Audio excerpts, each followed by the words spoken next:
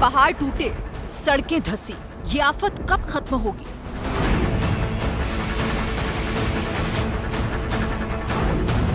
आम आदमी पार्टी कांग्रेस का मिलन इतना मुश्किल क्यों है?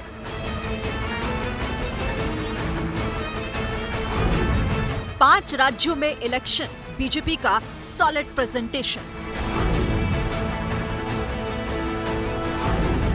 भतीजे से मिले चाचा, सियासी पारा गजब चढ़ा।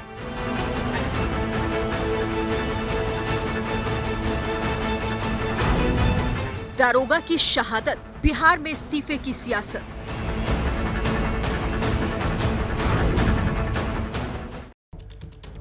इन सारी खबरों की डिटेल जानकारी अब हम आपको देने जा रहे हैं। पूरी पड़ताल आपके सामने होगी और आज बात सबसे पहले आसमानी आफत की करेंगे। आखिर क्यों प्रलय थमने का नाम नहीं ले रहा है? इस तरीके के हालात लगातार क्यों बने हुए हैं? दूसरी खबर दिल्ली से होगी, जहां आम आदमी पार्टी के साथ मिलकर चुनाव लड़ने को लेकर कांग्रेस अभी भी मन नहीं बना पाई। क्यों? इसकी पूरी जानकारी आपको आगे देंगे। तीसरी खबर बीजेपी की मेगा मंथन से जुड़ी हुई होगी, जहां चुनाव समिति एक सॉलिड प्रेजेंटेशन के साथ विधानसभा चुनाव की पूरी प्लानिंग बनाएगी। और चौथी खबर महाराष्ट्र से आए सियासी भूचाल से जुड़ी हुई है। इन चारों खबरों के अलावा आज आपको हम बिहार भी लिए चलेंगे, जहां नीतीश कुमार के इस्तीफे की मांग पर बीजेपी अड़ गई है। आखिर क्यों, यह हम आपको बताने वाले हैं। और हर खबर के लिए हमारे साथ होंगे चप्पे चप्पे पर मौजूद हमारे संवाददाता, हमारे रिपोर्टर। लेकिन आज की शुरुआत हिमाचल में आए आसमानी विनाश लीला की खबर से करेंगे। आप देख सकते हैं अभिषेक उपाध्याय से लेकर असीम बस्सी, सचिन हमारे साथ मौजूद हैं, अंकित गुप्ता भी दिल्ली में हमारे साथ मौजूद हैं। उनका मैं रुख करूंगा, लेकिन पहले सोलन की बात कर लेते हैं। सोलन में अभिषेक हैं, इस प्रलय का अंत कब होगा उनसे जानेंगे। असीम बस्सी से जानेंगे शिमला की सड़कों की ग्राउंड रिपोर्ट।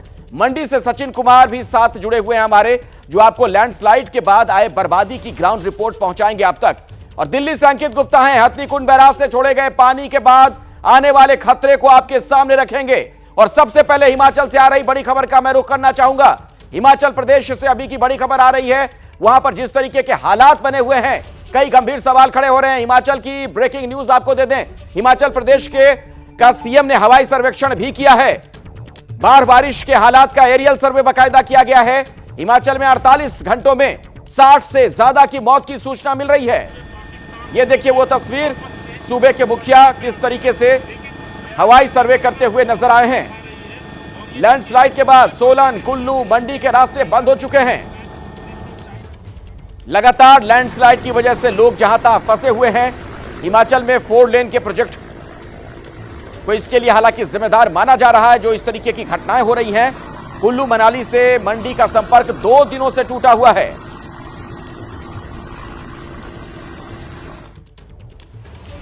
और आपके सामने ये जो तमाम तस्वीरें हैं, आप देख सकते हैं यहां पर किस तरीके के हालात बने हुए हैं। ये देखिए हेलीकॉप्टर से रेस्क्यू ऑपरेशन जारी है। कांगड़ा की तस्वीर आपके सामने, जहां पर नौका की मदद से भी लोगों को बचाने की कोशिश की गई है। वहीं शिमला की तस्वीर भी आप देख सकते हैं, मलबे में शिवालय। ये जो तस्वीर आप देख रहे हैं, ये तस्वीर शिमला की ही है। और शिमला में अलग अलग जगहों पर किस तरीके के हालात हैं, वो तस्वीर भी आपके सामने। और कुछ लोगों के जो आशियाने डूब चुके हैं, वो भी आप देख सकते हैं, वो तस्वीर भी आपके सामने है। यानी ऐसा लगता है कि मानो जल प्रलय जैसे हालात हैं। अलग अलग जगहों से जो तस्वीरें सामने आ रही हैं, यकीनन बहुत डराने वाली, चौंकाने वाली। सीधे मैं आपको अभिषेक उपाध्याय के पास लिए चलता हूं, पहाड़ के इस प्रलय पर आपको कुछ और जानकारी देंगे। अभिषेक, खुद मुख्यमंत्री को वहां पर हवाई सर्वे के जरिए पूरी जानकारी जुटानी पड़ रही है। अभी किस तरीके के हालात हैं और क्या आपको पता चल पा रहा है?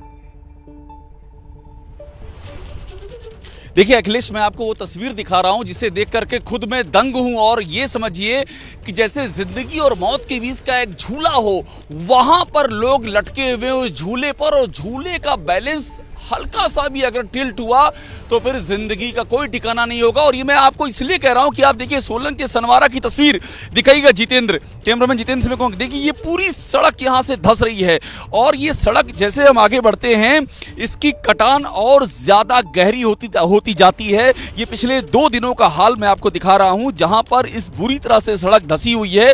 और इस सड़क का धंसना, मैंने आपसे जो कहा कि जिंदगी और मौत का एक झूला बन चुका, वो गगन हमारे साथ यहाँ के जो स्थानीय हैं, इनके जरिए हम दिखाते हैं। देखिए ये धंस रही है, सड़क कट रही है। और ये देखिए बगल का होटल है, होटल AAA इसका नाम है।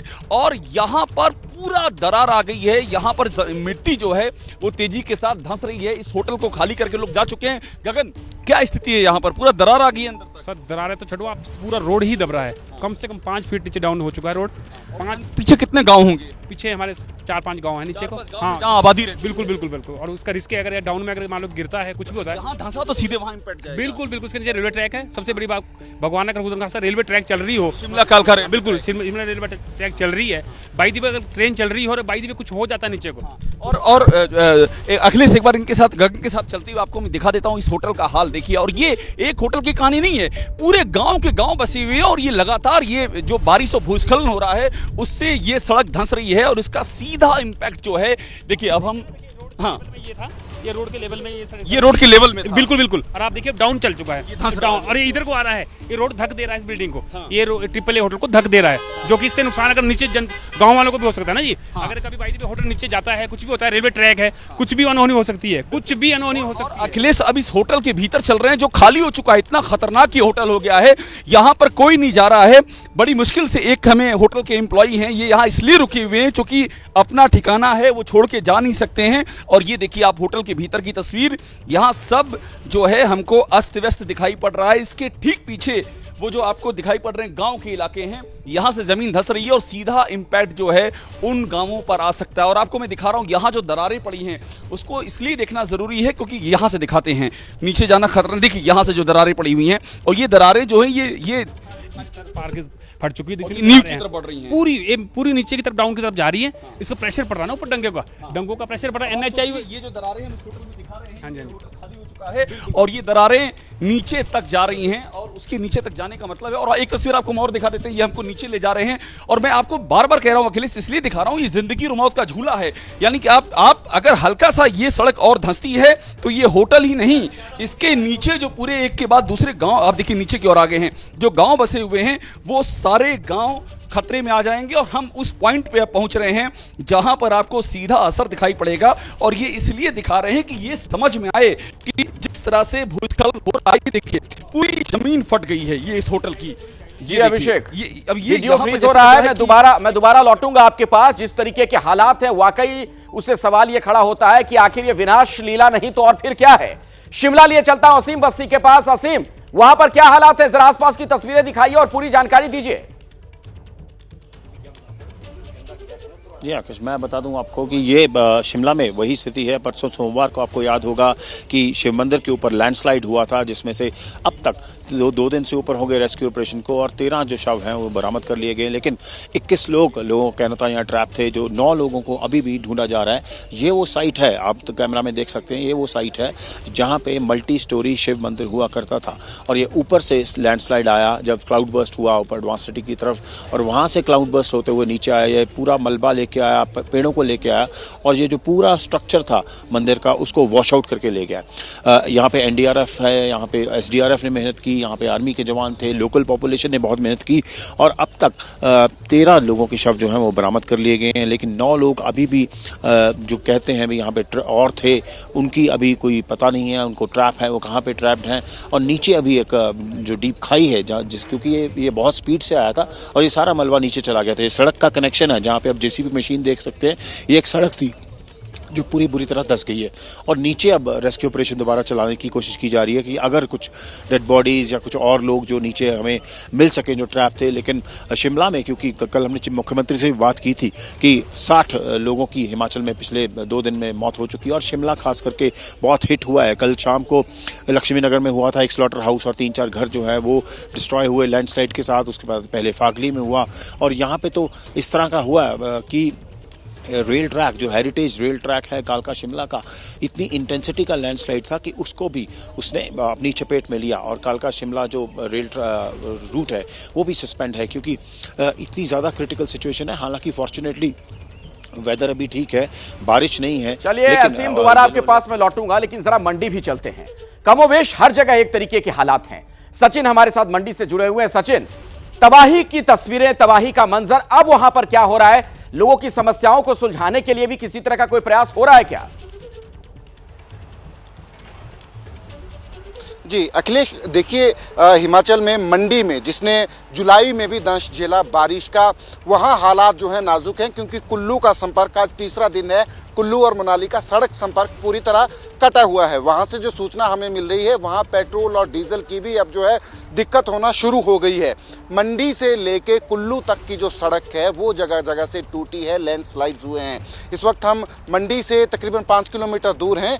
ये 4 मील जगह है जहाँ से पत्थर हटाने का काम जो है किया जा रहा है, पर पत्थरों का साइज इतना बड़ा है, इतनी बड़ी ये पहाड़ी जो है नीचे आ गई है, तो अंदाज़ा हम लगा सकते हैं। और ये सिर्फ एक स्पॉट है, ऐसे कई स्पॉट हैं आगे मंडी से लेकर कुल्लू तक, पंडोह तक, जहां लैंडस्लाइड्स हुए हैं और इससे बड़े बड़े लैंडस्लाइड्स हुए हैं।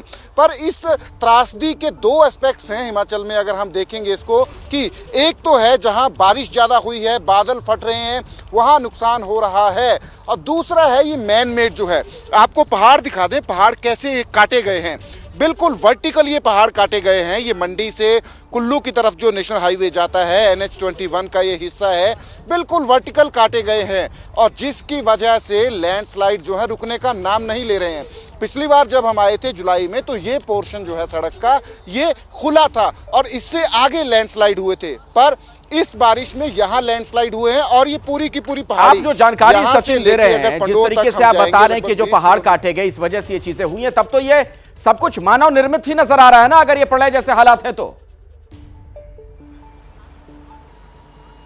बिल्कुल बिल्कुल बिल्कुल ये मानव निर्मित है, क्योंकि यहाँ जिस तरीके से कटिंग पहाड़ों की हुई है वो साफ दर्शाता है, वर्टिकल कटिंग हुई है, और इस इशू को उठा भी रहे हैं बहुत सारे लोग जो हैं वो उठा रहे हैं। आप देख सकते हैं कैमरे के जरिए कि बिल्कुल ये वर्टिकल काटे गए हैं पहाड़, और इससे आगे भी पंडोह तक हम देखेंगे तो बिल्कुल वर्टिकल सीधा काटे गए हैं ये पहाड़। और अब रह रह कर ये कई सालों तक इस पे जो है ये ऐसे लैंडस्लाइड्स होते रहेंगे, अगर इनको पूरी तरह से इनकी स्ट्रेंथनिंग जो है इनकी पहाड़ियों की नहीं होंगी। हमने कालका और चलिए सचिन, मैं दोबारा आपके पास लौटूंगा तो आपसे हम आगे और भी बातचीत करेंगे, लेकिन यह खतरा वाकई बहुत बड़ा है और ऐसा लग रहा है कि आने वाले कुछ दिनों तक राहत मिलती हुई भी नहीं दिख रही है। इन सब के बीच देश की राजधानी दिल्ली पर भी एक बार फिर से मंडरा रहा है बाढ़ का खतरा। हमारे साथ अंकित गुप्ता इसी खबर पर और ज्यादा जानकारी के साथ जुड़ गए हैं।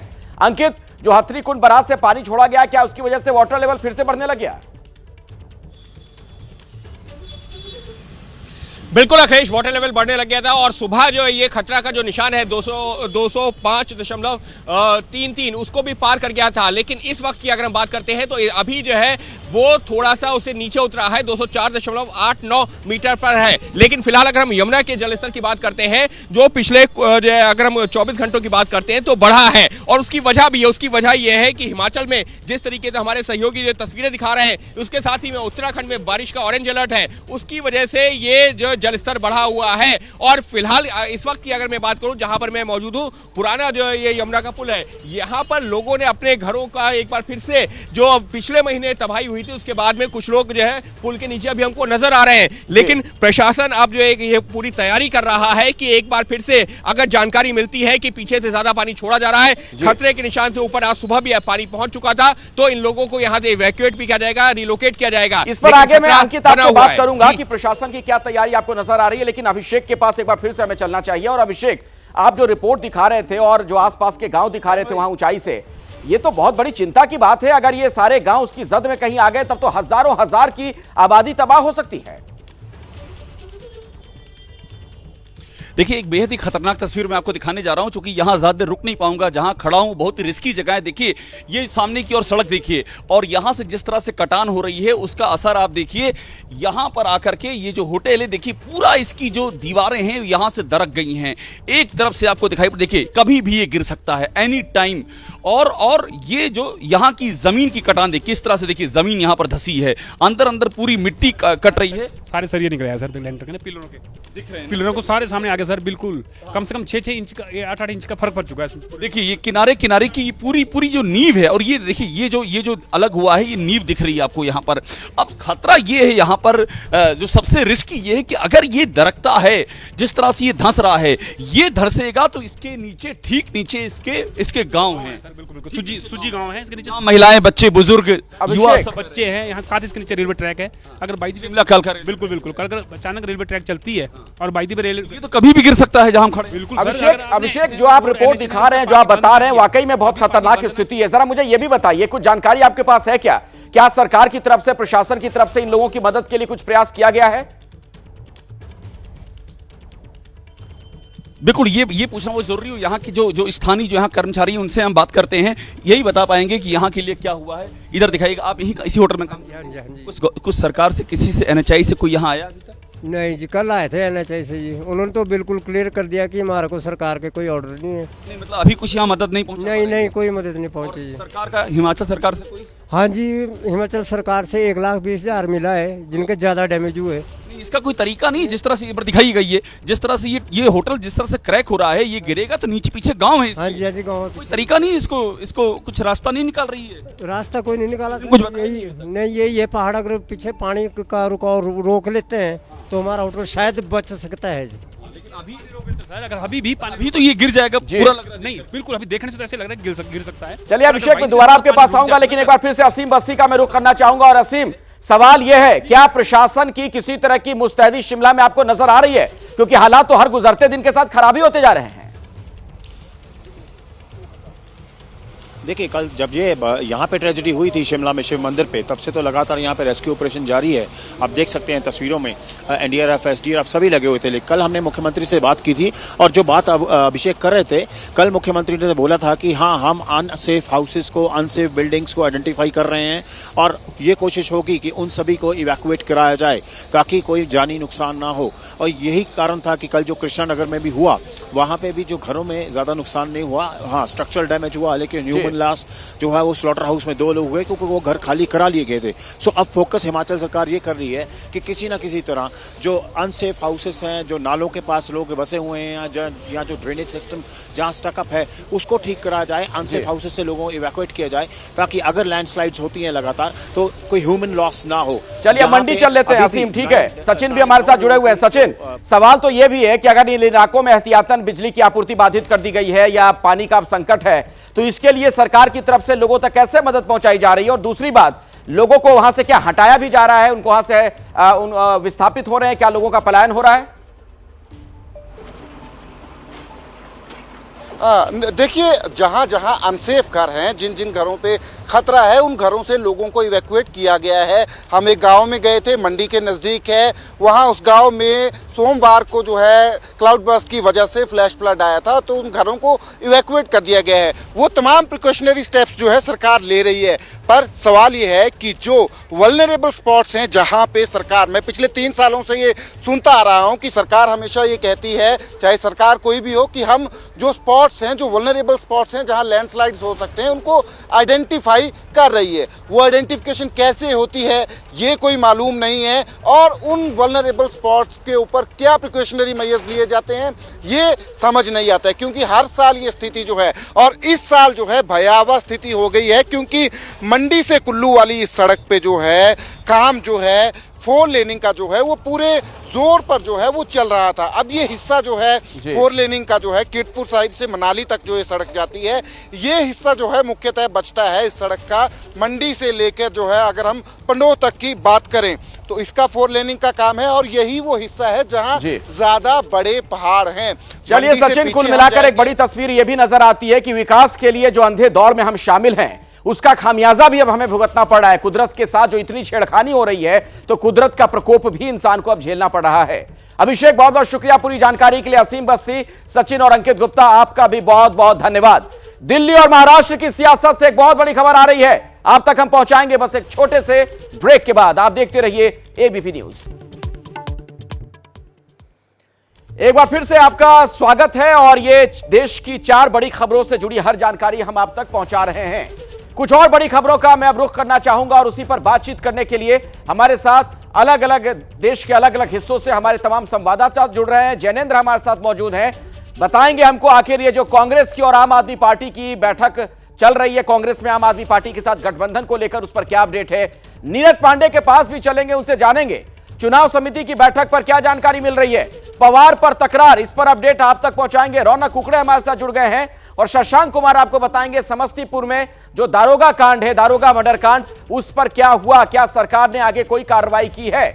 इन तमाम बड़ी खबरों पर आगे हम बातचीत करेंगे। लेकिन दिल्ली को लेकर एक बड़ी बैठक हो रही है। आपको बता दें, दिल्ली कांग्रेस की बैठक, दिल्ली में आम आदमी पार्टी के साथ को लेकर यह बैठक हो रही है। राहुल गांधी, इसके अलावा मल्लिकार्जुन खड़गे समेत कांग्रेस नेताओं का यह मंथन चल रहा है। दिल्ली की 7 सीटों पर कांग्रेस का मंथन जारी है। दिल्ली कांग्रेस ने हालांकि आला कमान पर छोड़ दिया है फैसला, लेकिन सवाल तो यह भी कि जब राहुल गांधी उस बैठक में मौजूद थे तो फिर आला कमान का क्या मतलब। अनिल चौधरी का अजीबोगरीब बयान इस बीच सामने आ गया है कि केजरीवाल चुनाव हारेंगे। तो अलग अलग तरीके के बयान, अलग अलग तरीके की राय वहां पर जाहिर की जा रही है।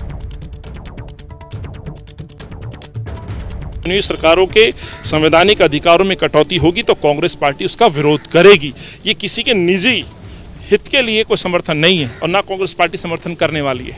कांग्रेस ने दिल्ली को बनाया है। मैं दावे के साथ कहता हूं, जो आज मूल मंत्र मिले हैं, जो हमें मार्गदर्शन मिला लीडरशिप का, मैं दावे के साथ कहता हूं कि 2024 में भी कांग्रेस पार्टी जीतेगी और 2025 में भी दिल्ली के मुख्यमंत्री चुनाव हारेंगे। सीधे मैं आपको जैनेंद्र के पास लिए चलता हूं। कांग्रेस की अंदर की जो खबरें होती है अक्सर आप तक वो पहुंचाते हैं। जैनेंद्र, साफ साफ 2 धड़े नजर आ रहे हैं। कुछ ऐसे कांग्रेस के नेता हैं जो ऐसा लगता नहीं है कि किसी भी तरह से चाह रहे हैं कि गठबंधन होने पाए। क्या जानकारी और आपको मिल पा रही वहां से?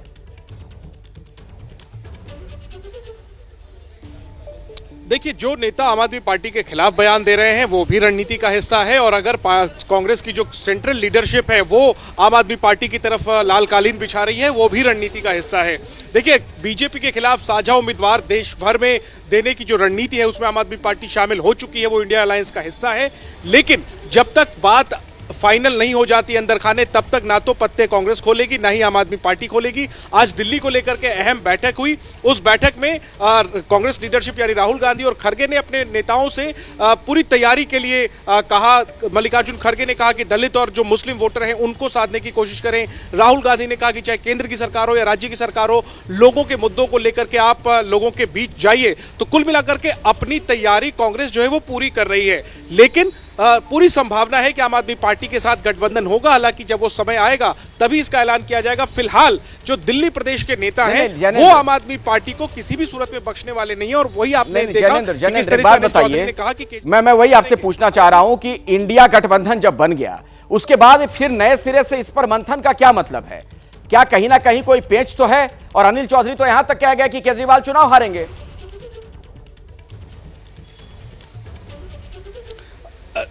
देखिए अखिलेश, इसको ऐसे समझिए कि पश्चिम बंगाल में एक सीट पर उपचुनाव होना है, वहां पर लेफ्ट का कैंडिडेट तय है, लेकिन कांग्रेस ने भी अपना जो उम्मीदवार है वो तय करके रखा है। वो चिट्ठी जारी नहीं होगी क्योंकि वहां से लेफ्ट का उम्मीदवार होगा। लेफ्ट और कांग्रेस का गठबंधन है। राजनीति में गठबंधन एक बात होती है, अपनी तैयारी दूसरी बात होती है। कांग्रेस की ये जो बैठक है वो कांग्रेस की अपनी तैयारी को लेकर के है, और जो गठबंधन है अंदर खाने वो बात भी चल रही है। जब वो बात पूरी तरीके से तय हो जाएगी इसके बाद ये सारे नेता एक सुर में बोलने लगेंगे। लेकिन उसके पहले चूंकि अलग अलग पार्टियां हैं तो जाहिर सी बात है कि अपनी पार्टी के लिहाज से बयानबाजी हो रही है। लेकिन सूत्रों का साफ कहना है कि दिल्ली से लेकर पंजाब तक कांग्रेस और आपके जो टॉप नेता हैं वो आपस में सीट शेयरिंग को लेकर के गंभीर डिस्कशन कर रहे हैं। जब वो बात तय हो जाएगी इसके बाद एक नई रणनीति सामने आएगी। फिलहाल बिल्कुल ये जो अलग अलग मत नजर आते हैं ना जैनेंद्र, जो ये मत भिन्नता है, शायद यही वजह है कि इसे भानुमति का कुनबा कह दिया जाता है जब इस तरीके का कोई गठबंधन बनता हुआ दिखता है। मैं जैनेंद्र दोबारा आपके पास लौटूंगा, लेकिन दिल्ली से एक और बड़ी खबर है। दिल्ली में बीजेपी केंद्रीय चुनाव समिति की बैठक शाम 5:30 बजे बीजेपी मुख्यालय में यह मीटिंग होगी। आपको बता दूं मैं कि मध्य प्रदेश, छत्तीसगढ़ विधानसभा चुनाव पर फोकस होगा। प्रधानमंत्री मोदी की अध्यक्षता में यह बैठक होनी है। मध्य प्रदेश के सीएम शिवराज सिंह चौहान की भी मौजूदगी होगी और छत्तीसगढ़ के पूर्व सीएम रमन सिंह भी इसमें शामिल होने वाले हैं। राजस्थान में सीएम के चेहरे पर चर्चा संभव है। मिजोरम के चुनावी मुद्दे पर भी बीजेपी मंथन करेगी। तेलंगाना में बीजेपी की बस यात्रा की प्लानिंग भी इस बैठक में हो सकती है। सीधे मैं आपको नीरज पांडे के पास ले चलता हूं। नीरज, इस बैठक से जुड़ी क्या जानकारी और सामने आ रही है? देखिए अखिलेश, आज केंद्रीय चुनाव समिति की बैठक है, लेकिन आज की जो बैठक है उसमें मध्य प्रदेश और छत्तीसगढ़ इन 2 राज्यों के विषय पर चर्चा होनी है। दरअसल इस बैठक का पर्पज ये है कि इन दोनों राज्यों में जो कमजोर सीटें हैं या जो हारी हुई सीटें हैं जिनमें अब तक भारतीय जनता पार्टी जीत हासिल नहीं कर सके, उन सीटों की चर्चा करनी है, कैसे उनको जीता जा सके, माइक्रो मैनेजमेंट के जरिए उनको जीतने की प्लानिंग है। लेकिन ये एक पहली बार हो रहा है भारतीय जनता पार्टी में। इससे पहले जब भी केंद्रीय चुनाव समिति की बैठक होती थी, उन बैठकों में राज्य की तरफ से प्रपोजल आते थे, यानी कि नामों की लिस्ट आती थी अप्रूवल के लिए, और यहाँ पे केंद्रीय चुनाव समिति उस पर अप्रूव करती थी।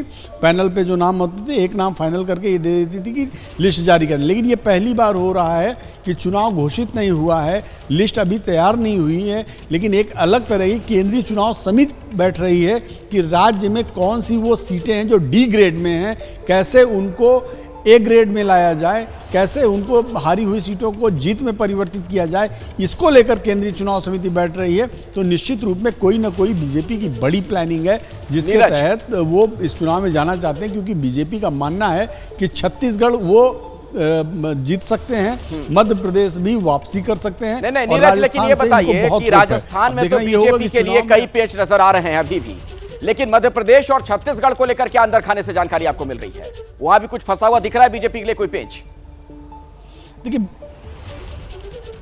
देखिए हमारी जब बड़े नेताओं से भारतीय जनता पार्टी की बात हुई और उनके साथ ऑफ द रिकॉर्ड बैठ के ये सब विषयों पे चर्चा हुई, तो दे आर वेरी कॉन्फिडेंट। वो बहुत ही ज़्यादा उत्साहित हैं कि भारतीय जनता पार्टी दोनों राज्यों में सरकार बनाने जा रही है। खैर कांग्रेस भी यही दावा कर रही है कि उनकी सरकार बनने जा रही है। राजनीतिक पार्टियां अगर चुनाव से पहले दावा करना छोड़ दें तो चुनाव क्यों हो, तो इसलिए दावा दोनों पार्टियों की तरफ से है कि उनकी सरकार बनेगी। अब भारतीय जनता पार्टी के सामने दिक्कत ये है कि मध्य प्रदेश में उनकी 20 साल से सरकार रही है। पिछला चुनाव कमोबेश वो हार चुके थे। ये अलग बात है कि बाद में कांग्रेस का एक धड़ा टूट कर भारतीय जनता पार्टी में शामिल हो गया और भाजपा की आज सरकार है। तो 20 साल की सरकार रही है, ऐसे में कहीं ना कहीं एंटी इनकम्बेंसी रही है। छत्तीसगढ़ में भूपेश बघेल एक बड़ा चेहरा हो गए हैं और पिछले। चलिए इस बैठक पर आप नजर बनाकर रखिए, जैसे ही कुछ अपडेट होगा मैं आपका रुख फिर से करूंगा। लेकिन एक और बड़ी खबर अभी की बात कर लेते हैं शरद पवार पर बढ़ रहे सियासी तकरार की, क्योंकि शरद पवार को लेकर विपक्षी गठबंधन में दो फाड़ नजर आ रहा है। महाराष्ट्र की सियासत में शरद पवार पर बढ़ी तकरार। कांग्रेस विधायक और पूर्व सीएम पृथ्वीराज चौहान का बड़ा दावा, शरद पवार के पास केंद्र सरकार का बड़ा ऑफर है। शरद के पास कैबिनेट दर्जे की पोस्ट का ऑफर है। दरअसल एक अखबार को दिए इंटरव्यू में अशोक चौहान ने यह कहा है, जिसके बाद महाराष्ट्र की सियासत में ही नहीं बल्कि विपक्षी एकता में भी सियासी हलचल बढ़ गई है। तो महाराष्ट्र से अभी की ब्रेकिंग न्यूज।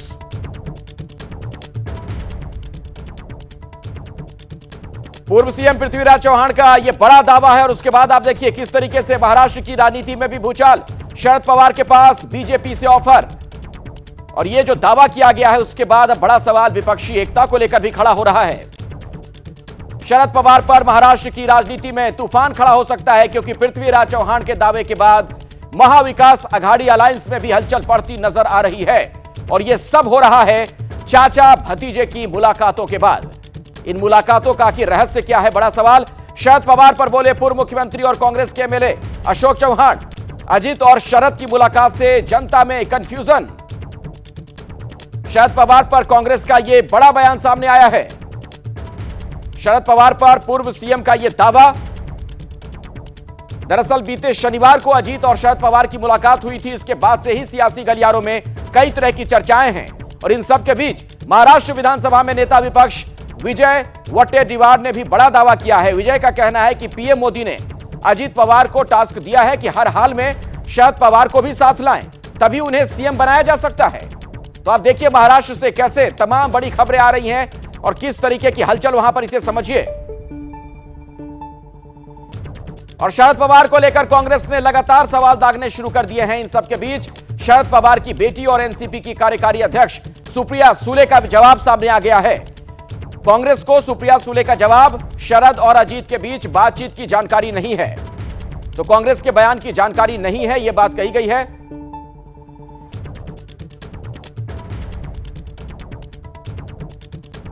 रौनक कुकड़े के पास मैं अब आपको लिए चलता हूं। हमारे साथ हमारे सहयोगी लगातार जुड़े हुए हैं। और रौनक, सवाल यह खड़ा हो रहा है कि आखिर यह महाराष्ट्र में हो क्या रहा है। एक दो पेंच हो तो बात समझ में आए, कई तरह के दावे किए जा रहे हैं। इन सबके बीच जो सफाई सुप्रिया सुले की तरफ से दी गई, उसके अंदर की क्या कहानी है?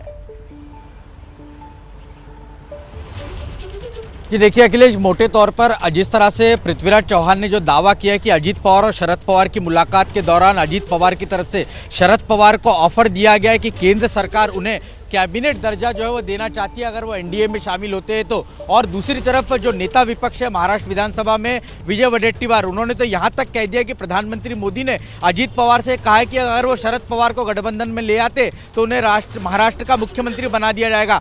कांग्रेस के इन दो नेताओं के बयान के बाद निश्चित तौर पर यह कहा जा सकता है कि शरद पवार को लेकर कांग्रेस और शिवसेना के बीच में कहीं ना कहीं एक ऐसी स्थिति बनी हुई है कि शरद पवार क्या करेंगे, इसको लेकर संभ्रम की स्थिति जो है वो देखने को मिल रही है। लेकिन सुबह से जो महाराष्ट्र में राजनीतिक शरद पवार को लेकर घूम रही है, उसके बाद अब थोड़ी देर पहले ही शरद पवार ने सफाई दी है। उन्होंने औरंगाबाद में प्रेस कॉन्फ्रेंस करते हुए साफ कहा कि वे इंडिया गठबंधन के साथ बने रहेंगे और जो सवाल खड़े किए जा रहे हैं कि कांग्रेस और शिवसेना किसी प्लान बी पर काम कर रही है, ये महज एक अफवाह है, ऐसा कुछ नहीं ऐसा लग रहा है कि शरद पवार अभी फिलहाल सियासत में यही चाह रहे हैं कि चित भी उनकी पट भी उनकी।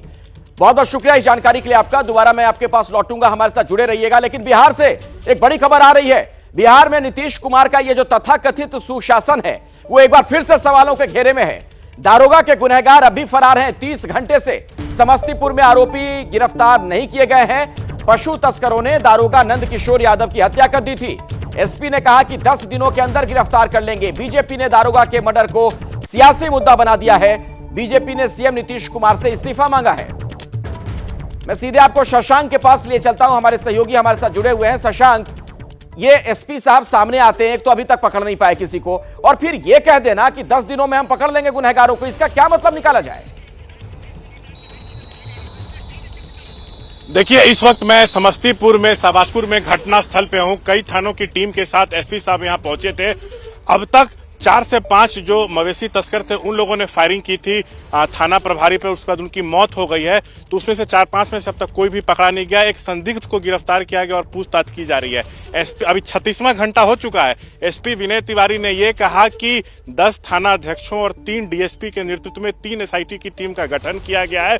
10 दिन के अंदर हम सभी को पकड़ लेंगे। गिरफ्तारी के लिए छापेमारी जारी है। लेकिन ये जो 10 दिन का टारगेट वाला बात है, ये समझ में नहीं आ रहा। आपको चाहिए था कि आप तुरंत में पकड़ते और उन लोगों को सजा दिलवाते, कोर्ट में पेश करते। लेकिन अब तक जो मेन लोग थे उन लोगों की गिरफ्तारी नहीं हुई है। जो सुशासन की बात बिहार में कही जाती है उस पर अब सीधे तौर पर सवाल उठ रहे हैं। यहाँ पे जितने स्थानीय लोग हैं वो लोग कह रहे हैं कि यहाँ तो पुलिस वाले अब सुरक्षित नहीं है। हम लोग तो खुद घर से निकलने में डरते हैं। और आए दिन यहाँ पे जो है पशु चोरी हो रही है, तस्करी लगातार हो रही है, लेकिन उस पर लगाम लगाने में हालात में बड़ा सवाल यह है कि नीतीश कुमार क्या चुनाव में ज्यादा व्यस्त हो गए, इस वजह से वहां पर जनता पर ध्यान नहीं दे पा रहे हैं। शुक्रिया शशांक इस जानकारी के लिए आपका। रौनक कुकड़े आपका भी धन्यवाद। हमारे साथ नीरज पांडे जुड़े हुए थे। नीरज, आपका भी बहुत बहुत धन्यवाद। और जनेंद्र, आपका भी शुक्रिया ये तमाम खबरें, ये जानकारियां दर्शकों तक पहुंचाने के लिए। एक छोटा सा ब्रेक हम ले लेते हैं, फौरन लौटेंगे कुछ और बड़ी खबरों के साथ। आप देखते रहिए एबीपी न्यूज। आप देख रहे हैं एबीपी न्यूज। अभी की बड़ी खबर मैं आपको बता दूं, दिल्ली की 7 सीटों पर लड़ सकती है कांग्रेस। अलका लांबा ने दरअसल ये इशारा किया है। अलका लांबा ने कहा कि राहुल गांधी ने 7 सीटों पर तैयारी रखने के लिए कहा है। शाम 5 बजे जरूर देखिएगा रोमाना इसार खान के साथ हुंकार।